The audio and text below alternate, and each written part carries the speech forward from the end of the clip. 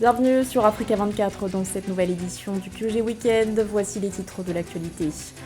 La Cour pénale internationale ouvre une enquête relative au Soudan. La juridiction va mener des investigations sur de possibles crimes de guerre au Darfour à l'heure où le pays est toujours à feu et à sang.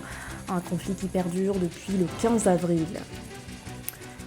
Le lancement prochain au Ghana d'un dispositif d'autodépistage du VIH. Pour l'occasion, une cérémonie est prévue le 19 juillet prochain avec pour thème Testez-vous, connaissez votre statut. Et puis focus sur la 45e Assemblée Générale de la Confédération Africaine de Football. Au niveau économique, le bilan 2022-2023 est réjouissant pour la CAF qui a enregistré une hausse de ses revenus commerciaux de l'ordre de 17%. Les détails à suivre dans ce journal. Mais tout d'abord, les tensions montent au Kenya entre manifestants et forces de l'ordre. Lors d'une nouvelle manifestation organisée par l'opposition le 12 juillet, 9 personnes sont décédées. Des violences qui ont aussitôt fait réagir la Commission nationale kenyane des droits de l'homme. L'institution a critiqué la police, l'accusant d'usage excessif de la force. Des violences qui se sont aussi manifestées par des tirs de gaz lacrymogène, des pillages ou encore des jets de pierre. Face à ce lourd bilan, l'autorité indépendante de surveillance de la police du Kenya a annoncé ce vendredi l'ouverture d'une enquête. Autre chiffre important, plus de 300 arrestations ont été enregistrées à la suite de ces mobilisations qui avaient été interdites par le gouvernement. Malgré ce lourd bilan, l'opposition promet de nouvelles manifestations. Notons qu'elles ont été initiées à l'appel de Raila Odinga, le candidat malheureux à la présidentielle de 2022, en vue de protester contre la nouvelle loi des finances. 3 mois maintenant que le Soudan est plongé dans le chaos en raison d'une guerre de pouvoir entre généraux.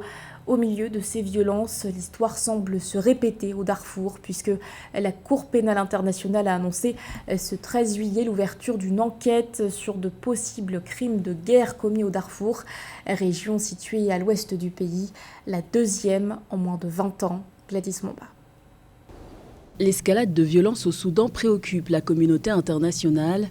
La CPI, Cour pénale internationale, a annoncé le 13 juillet l'ouverture d'une enquête sur de possibles crimes de guerre au Darfour, la deuxième du genre puisque la CPI avait déjà été saisie en 2005 par le Conseil de sécurité de l'ONU pour de possibles crimes de guerre dans cette même région soudanaise. Nous devons montrer que nous offrons plus que des mots et des promesses. Nous devons montrer une action démontrable. Et j'ai dit que cela sera déterminé, pas par la puissance et l'efficacité des enquêtes, ni même par la délivrance de mandats d'arrêt, si les juges de la CPI examinent toutes les demandes que nous présentons et sont obligés de délivrer ces mandats, mais par une véritable justice devant les tribunaux pour séparer la vérité de la fiction et rassurer les habitants du Darfour que leur vie signifie quelque chose.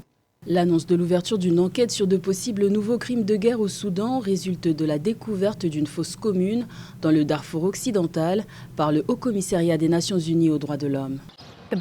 Les corps d'au moins 87 membres de l'ethnie massalite et d'autres qui auraient été tués le mois dernier par les forces de soutien rapide et leurs milices alliées au Darfour occidental ont été enterrés dans une fosse commune à l'extérieur de la capitale de la région, El Geneina, sur ordre des forces de soutien rapide.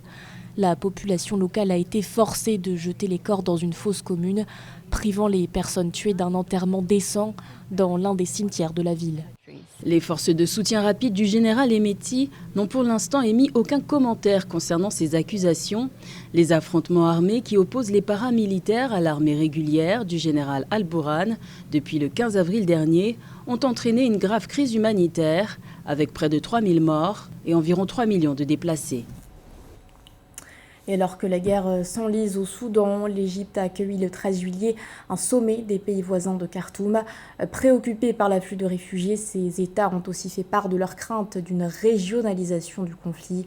Les dirigeants du Tchad, de l'Éthiopie ou encore de la Centrafrique ont donc planché sur des solutions pour aboutir à une sortie de crise.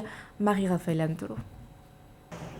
Le jeudi 13 juillet s'est tenue en Égypte une réunion des pays limitrophes au Soudan affectés par la guerre. Cette rencontre a ainsi permis aux différentes autorités présentes de réfléchir sur les stratégies à mettre en place pour ramener la paix au Soudan. Pour tous les leaders présents à cette rencontre, notamment les présidents et chefs de gouvernement de la Centrafrique, le Soudan du Sud, l'Érythrée, le Tchad, la Libye, le Soudan, l'Éthiopie, il est impératif de contenir cette crise avant qu'elle ne transcende davantage des frontières. Le 15 avril 2023, alors même que le pays était sur la voie de la normalisation avec un processus de dialogue prometteur entre toutes les forces vives de la nation, constitue pour nos régions, sous-régions et surtout pour les pays voisins une menace et un défi qui compromettent la stabilité, l'intégration régionale et le développement. Comme tout conflit, les conséquences sont désastreuses sur la population, contrainte à un déplacement massif, aussi bien à l'intérieur qu'à l'extérieur du Soudan. À Khartoum, dans la capitale soudanaise, l'économie tourne au ralenti et des infrastructures ont été détruites dans les combats selon des sources officielles. L'agence de notation financière a d'ailleurs mis en garde les banques multilatérales régionales contre le risque d'abaissement de leurs notes en cas de conflit prolongé. Des experts indiquent par ailleurs que le Soudan du Sud est le voisin qui a le plus à perdre dans l'immédiat au cas où cette guerre se prolonge. L'inflation actuelle au Soudan se situe d'ailleurs à 63,3%. Les affrontements qui se déroulent au Soudan constituent pour mon pays, mais aussi pour tous les pays voisins, une grande source d'inquiétude. Le Tchad n'a cessé de déplorer la détérioration de la situation, la destruction des édifices publics, les attaques contre les civils innocents, le ciblage des établissements des services sociaux de base. Rappelons que c'est depuis le 15 avril que le chef de l'armée soudanaise Abdel Fattah al-Burhan est en guerre contre le général Mohamed Hamdan Daglo, qui dirige les paramilitaires des forces de soutien rapide au Soudan. Ce conflit a, selon des sources officielles, déjà fait plus de 3000 morts et 3 millions de déplacés et de réfugiés. Et sachez qu'en marge de ce sommet, un tête-à-tête a eu lieu entre le président égyptien Abdel Fattah al-Sisi et son homologue éthiopien Abiy Ahmed. Les échanges ont porté sur le barrage de la Renaissance qui oppose depuis une dizaine d'années les deux États. À ce propos, les différentes parties prenantes se sont entendues sur un délai de 4 mois pour aboutir à un accord. Dans l'actualité également, l'opposition a maintenu sa marche en Centrafrique ce 14 juillet. Le bloc républicain pour la défense de la Constitution a finalement défié l'interdiction de cette mobilisation émise par le ministère de l'Intérieur. Les motifs invoqués, la situation sécuritaire et le caractère subversif de cette marche. Les partisans de la coalition étaient appelés à se rassembler ce vendredi pour protester contre le projet de nouvelle constitution. Le porte-parole du BRDC, Martin Ziguélé, a reproché au gouvernement son silence alors qu'il a été sollicité pour l'encadrement de ce rassemblement.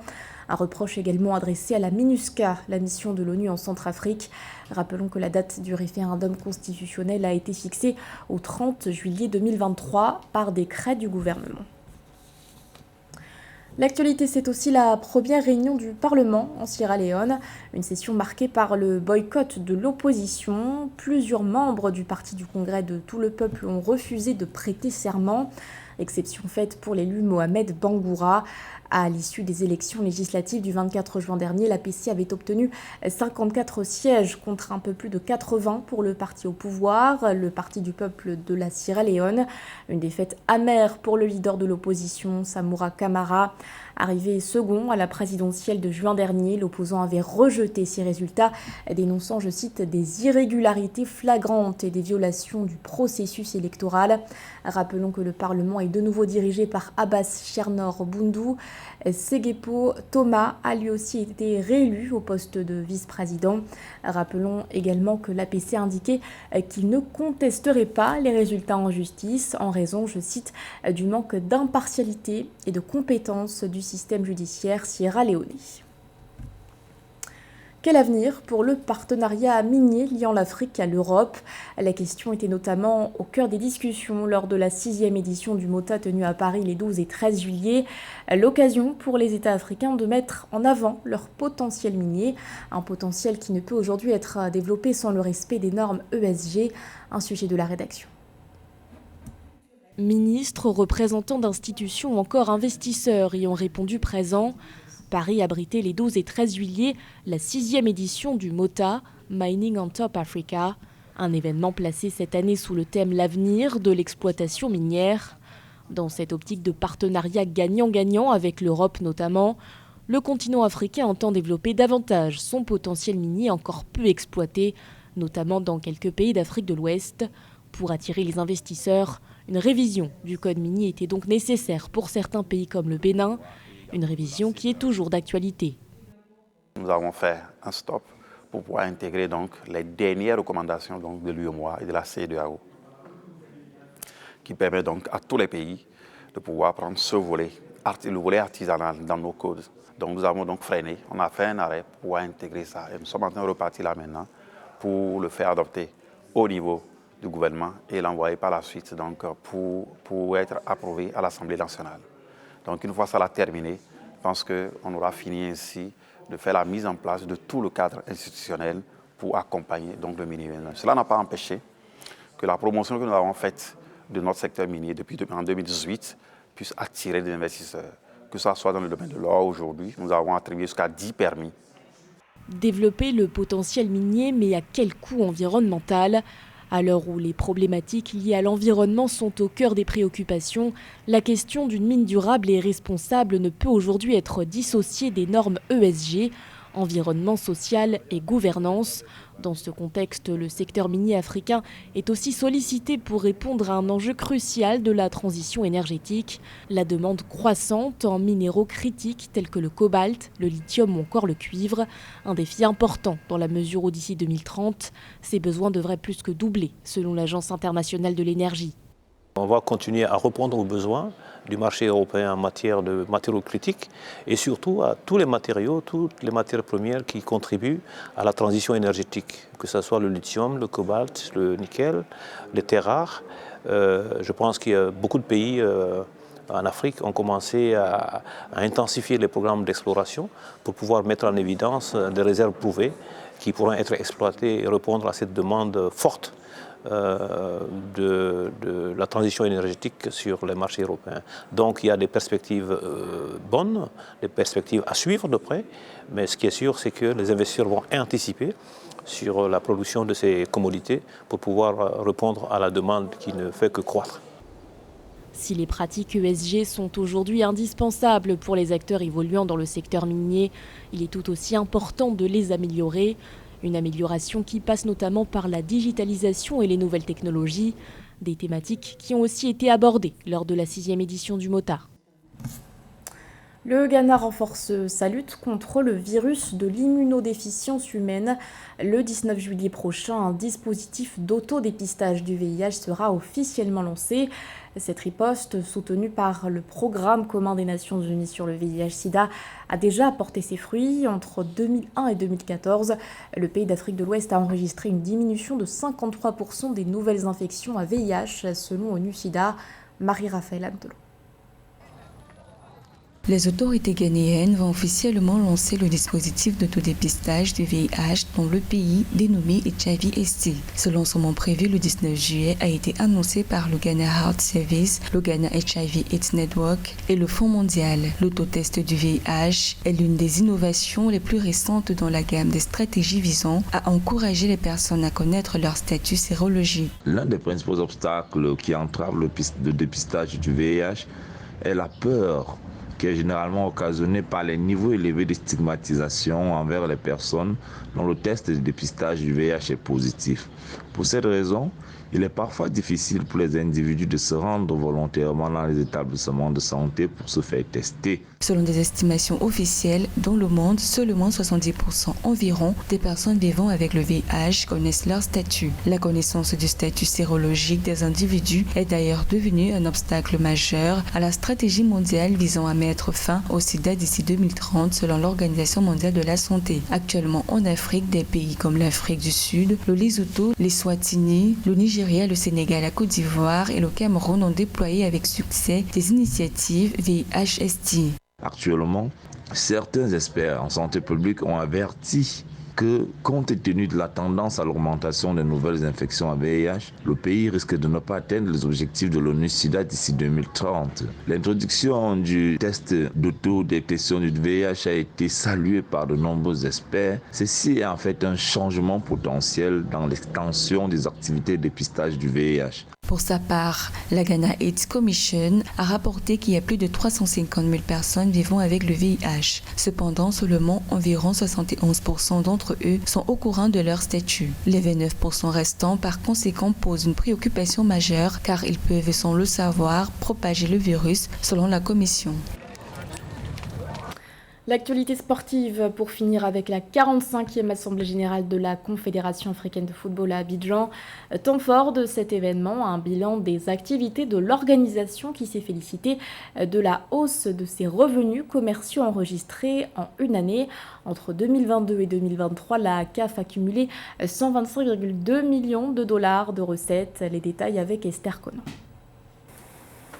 Les revenus commerciaux de la Confédération africaine de football ont connu une hausse de 17% entre 2022 et 2023, se situant à 125,2 millions de dollars. Un résultat dont se félicite l'organisation, mais qu'il faut améliorer selon son président. Et notre objectif clé est de veiller à ce que la qualité du football africain, son attractivité et sa viabilité économique se développent. Nous faisons des progrès en ce sens, mais beaucoup reste à faire. Le président de la Fédération ivoirienne de football, Yacine Idriss Diallo, a signifié la grande importance revêtue par l'accueil à Abidjan de la 45e Assemblée générale ordinaire de la Confédération africaine de football le 13 juillet. Un événement annonciateur de bien d'autres. La réunion de ce jour s'inscrit dans la tradition des Assemblées générales de la CAF, mais elle revêt à nos yeux une importance toute particulière. Au plan symbolique, il s'agit de la toute première Assemblée générale ordinaire organisée par la Confédération africaine de football dans notre pays. Mais plus encore, cette Assemblée générale marque le tournant qui fera de la Côte d'Ivoire, notre pays, le centre névralgique du football africain au cours des prochains mois. J'en veux pour preuve. Tirage au sort de la phase éliminatoire de la Coupe du monde FIFA 2026 Zone Afrique. Jamais auparavant, notre pays n'a connu un calendrier d'événements sportifs majeurs aussi riche sur une telle période. La Côte d'Ivoire, en plus d'abriter du 13 janvier au 11 février 2024 la 34e édition de la Coupe d'Afrique des Nations de football, accueillera le tirage au sort de la compétition le 13 octobre 2023, ainsi que l'organisation de la phase finale de la Champions League féminine du 5 au 19 novembre 2023. C'était le journal de la rédaction. Merci de votre fidélité. L'actualité continue sur Africa 24.